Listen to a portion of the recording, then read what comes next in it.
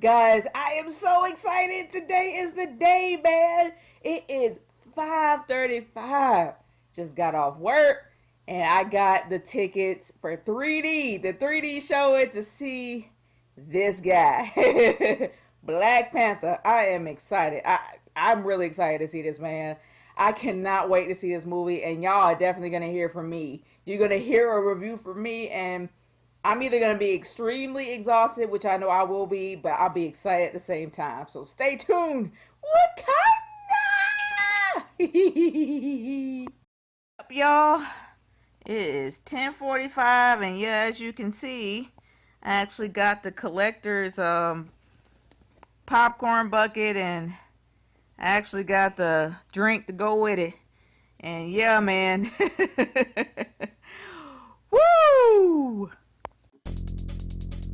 What up, y'all? Nature Girl 30 here, and I know you guys are wondering why I am waiting a full month before actually doing a review for Black Panther. Since Black Panther has been out for a while, the hype has been real, and honestly, everybody's been doing a review on it. The reason why I chose not to is because I wanted to let the whole hype die down, and then I can just go in it with an open mind, because I had been wrong before about these movies, especially when it came to Star Wars. So that's why I wanted to wait a while, let the hype die down, and if I still have the same feelings towards this movie, then I think those are legit. But I'm gonna be honest with you, I only saw it once, and unlike all my friends have seen it like 5 or 6 times, I actually saw it once. And I have learned that if you see it once and you like it, it's great. Even if you see it again, you still have those same feelings, or the feelings are even better, it's even better. But on the real, this is about Black Panther. I love this movie so much because they did it right. Everything in this movie, they did it right. By all means, it's not perfect. I understand what some of the critics were talking about, the pacing. The pacing was a bit sluggish in the beginning, but it picked up fairly quickly. And the cast alone made this movie spot on. Shuri by far is like, I think it's Letitia Wright. Letitia Wright is by far one of my favorite actors in this movie. Like, Shuri by far was the funniest. She actually had the most humor, and I absolutely loved her. I really did. And speaking of Shuri, let's talk about the women. Oh my gosh, the women in this movie. Denai Guerrera, I think it's Denai Guerrera, yeah. Or Guerrero, I could say it wrong, but other than that, you guys remember her as Michonne on The Walking Dead. For those who still watch the show, I love Okoye. I absolutely 100% love Okoye. She's gonna be my next pop I'm gonna try to get. I actually did get most of the royal family, but she is gonna be my next pop I'm gonna get. But despite all that, I love Okoye's strength. I love the fact that even though that Killmonger usurped the throne, she was not going to abandon it. Even though she really had a lot of loyalty for T'Challa, the thing is, she did not abandon her duties. Now, if I am spoiling this for everybody, my bad. It's been a full month. I think spoiler territory is kind of thrown out the window now. But despite all that, I absolutely 100% love her loyalty to the throne and not to the person that's on it. She knows her role, and she did not go beyond that. I love that. And despite all that, the women in this movie, and I'm talking about the Adora Milaje, I could say it wrong. If I'm saying it wrong, my bad. Please leave in the comments if I said it wrong. But the Adora Milaje, by far, or I think of Medora, well, I'll look it up later. But the women warriors that actually did protect T'Challa and protect the throne, they have more strength than any woman I have seen in movies this day. They always do them wrong. They always make them the love interest. They always make them nothing but sex appeal. But these women are power. Their strength. They had a purpose. They just weren't there to be. They just weren't there to be the love interest. They were so much more than that, and that is what warmed my heart. And not only that, this was a whole black ensemble cast with a black director. Not only that, an amazing one at that. The fact that Ryan Coogler, I think that Ryan Coogler, I'm probably saying his name wrong, but Ryan Coogler, he actually directed Creed, and Creed by far is one of my favorite movies. Creed was amazing. I know why my dad liked it. I know why my friends liked it. It was an amazing movie. He was spot on. And you had a black director and an entire black ensemble cast. It was done well, and it was based off of, well, African culture and African futurism, which is what I love the most. I really love that. Not only that, he is the only guy I have ever seen, well, the only black director I have seen so far that has literally brought Wakanda to life. Wakanda was its own entity. It was its own character. I loved it. It made you want to go there. Seriously, if it existed, it made you want to go there. And it put Africa in a very, very good light. Because honestly, let's be real, everybody that thinks of Africa thinks of third world country, poor people with flies on their eyeballs. That's what people think. When you see those ridiculous, I guess maybe poverty porn that they have on there, every commercial, help Africa, starving nation. For crying out loud, that's what people think when they see Africa. I probably wouldn't be surprised if some people think that when they hear about Africa. But seeing Africa in a very futuristic light, as well as them being ahead of the entire world, really does make me happy. And can we talk about the antagonists and protagonists of this picture? I'm just gonna go straight into it. T'Challa and Killmonger. You have Killmonger and then you have T'Challa. In every single review I have seen, people think that Killmonger is the best thing since sliced bread. I have to agree. Marvel has suffered when it came to their villains. When it came to their villains was always one-sided. They didn't really have much of a purpose. It was the same trope. I want to take over this, rule the world, cause can. That's pretty much what it was. But with Killmonger, he had every reason to feel the way he felt. And even if somebody hasn't seen this, if you guys have not seen this, I'm not going to put the big twist up in there. But the fact is, when it came to Killmonger, Killmonger's character had multiple dimensions. I probably did give it away. I just completely forgot. But anyway, Killmonger's character had multiple dimensions. He had every reason to feel the way he felt, but he wasn't trying to do something just cause. He had a purpose behind it. He was a fully fleshed out, amazing villain. And he really wasn't a full villain. A lot of people may have a little bit of apathy, not apathy, but be apathetic to him, or maybe a little sympathetic, if you will. They might just be both. Honestly, in my opinion, a lot of people can actually relate to Killmonger. A lot of people can relate to what he has gone through, and that's what made him such an amazing character. But him being in a different light, I'm trying not to give it away, but it's really, really difficult. But other than that, let's get away from Killmonger and talk about T'Challa. T'Challa is definitely a traditionalist. He sticks to the trope of what Wakanda has done over the years, and he has done everything he can to to live up to the name of being king. I love it because even though it is somewhat of an origin story, he really does grow up as time goes on. And there is a lot going on, especially when Infinity War literally weeks away.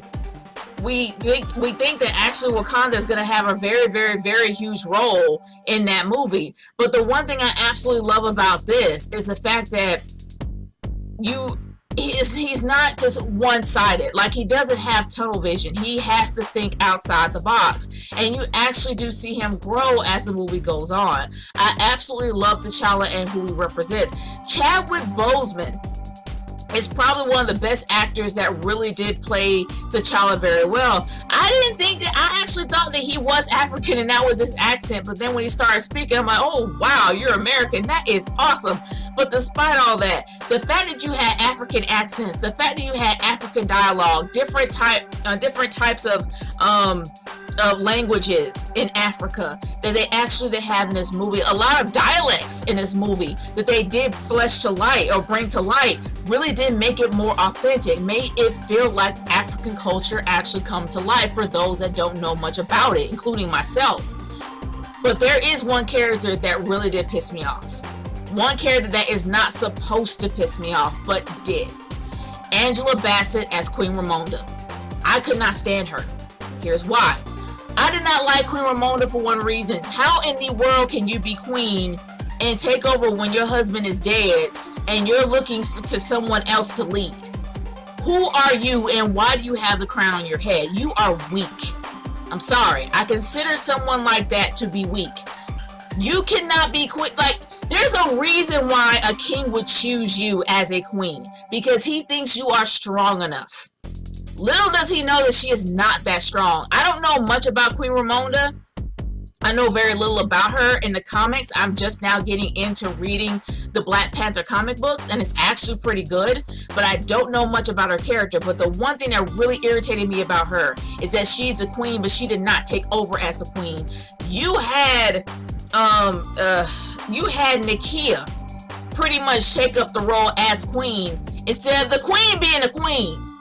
She bugged the ever-loving crap out of me every time she opened her mouth. Anybody could have played that role, but for some reason they had to pick Angela Bassett. And let's be honest, can you name one strong role Angela Bassett's ever played? Ever. I am not trying to say how weak she is as a person. I don't know her that well, but I do know this. Every single character that I have seen her in has either been abused, has been beaten, has been lowered down to nothing. And sure, it's been some kind of a Phoenix story towards the very end, but she's never been a consistent, strong character. I have not seen that in any person she has played. And the fact that you are playing a queen, you act like it. She didn't. Nakia was more of a queen than she was. That's the sad part. Lupita Nyong'o, her character, Nakia, was far stronger than the queen that was played by Angela Bassett. Anyone could have played it. Just because it was Angela Bassett don't mean that it automatically say, oh, queen. No. No. People can call themselves queen all they want, but the only way that people will know if you're a queen is if you act like one. She's one character that annoyed the crap out of me. But despite all that, I know a lot of people are saying that that Claw was useless in this entire movie. I'm not gonna say that he is useless, but he was put in the spot that he was supposed to be put in. I will also say that I can't even think of his name right now, but I will definitely say that I think a CIA agent. You guys, if you know the name, leave in the comments right now. My brain's kind of locked up, so I definitely do not remember his name. I will say that he was not a waste of time at all. He had a purpose to link from one movie to another, but let's put it this way. If he was taken out, it wouldn't have mattered. But if he did something differently, he probably would have been remembered a lot more. And I'm not going to go too much into detail because there are some people who haven't seen it yet. But all I know is that Claw had a purpose, that CIA agent had a purpose. And just because they weren't in it that often does not mean that they were useless. They had their purpose in it. And I'm just going to say it like that. As for Forrest Whitaker's character, he had his purpose too. But honestly, anybody could have played his character. Anyone could have played his character. The same thing with Queen Ramonda. You could have picked, and in my humble opinion, I think I've talked to my friend Irvin about this. Queen Ramonda, in my humble opinion, should have been played by Felicia Rashad. I would have been fine if Felicia Rashad played her than Angela Bassett. In my humble opinion, it would have been more regal. She would have acted more regal. She would have been a queen. I'm just saying, that is my humble opinion. But despite all that, I love this movie. I didn't see it multiple times like my friends did. I'm not overanalyzing it to death like some people are on YouTube. But I will say that this was a really, really good movie. And it did have a really great message behind it. It really did. And do I really see a lot of diversity coming out of this? Oh, yeah. This movie made billions. With a B. This movie made $1 billion and it's rising still. It's been out for nearly 2 months and people are still out in droves seeing it, man. Multiple times. Not only that, people are buying tickets for other people to see it. This movie has so much positive energy behind it. It blew my mind. I loved it. In Atlanta, my hometown where I'm from, you know people put that on blast. it made a lot of people happy to see it. Like, straight up, a lot of people happy to see Black Panther. It brought so much positive energy to it. It put Africa in a really great light. Had an amazing black ensemble cast, and you've never seen black people in a movie that is not either a drug dealer, a waste of space, a drug addict, or about to die. I'm just putting it out there, man. So it makes me really happy to see a movie with an African American cast put in such a positive light, with such a positive character like T'Challa, and a really great multifaceted villain like Killmonger. I loved every bit of it. And if you guys who haven't seen it, see this movie. Please see this movie. Support Ryan Coogler, because this guy is an amazing director. So definitely support him and support this movie. Go and see it. Straight up.